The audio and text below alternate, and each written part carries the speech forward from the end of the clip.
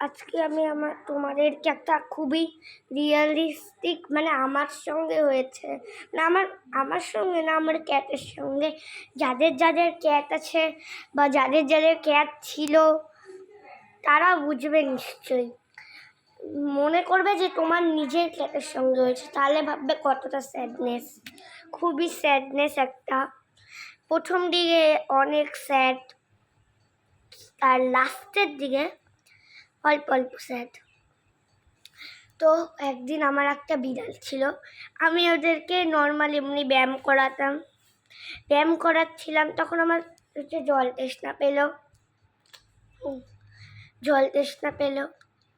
তো জল খেতে গেছি, তখন আমার বিড়ালটা কী করেছে, সাইড থেকে বারান্দায় করাচ্ছিলাম, সাইড থেকে রাস্তায় চলে গেছে। একটা বাইক এসে ধাক্কা দিয়ে করে পুরো রক্ত বেরোচ্ছে বিড়ালের গা থেকে।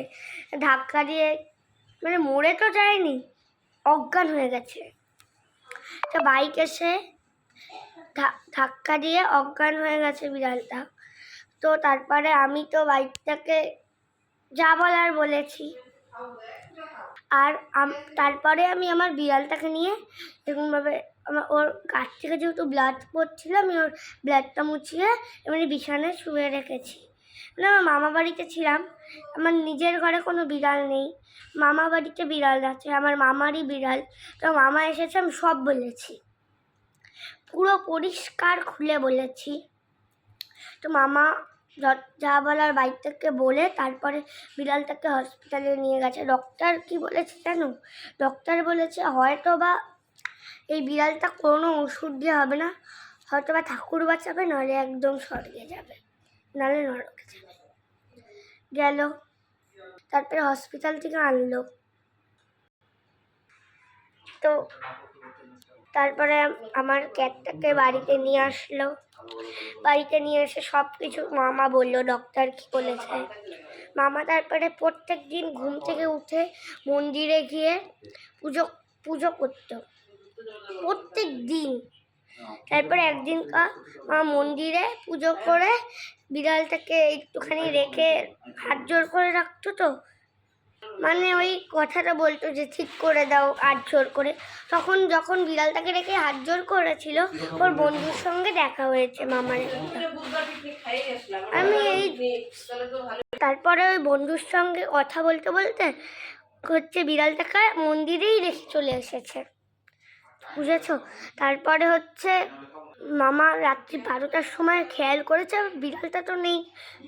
তখন যেহেতু আমি আমার মার মোবাইলে ভিডিও করছি, তাই আমি আমার ক্যাটটার ছবি দেখাতে পারবো না, নাহলে লাস্টে আমি ওর ছবি দেখাতাম। এখানে কোনো ছবি তুলেনি। তারপরে কন্টিনিউ করি। তারপরে মামা তো রাত্রে বুঝেছে যে এরকম হয়েছে আমার ক্যাটটার সঙ্গে।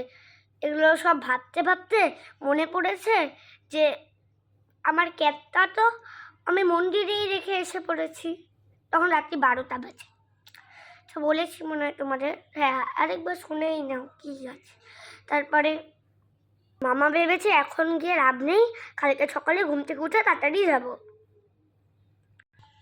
তারপরে তো ক্যাটটাকে সকালবেলা উঠে নিয়ে আসতে গিয়ে দেখে ওর জ্ঞান ফিরেছে।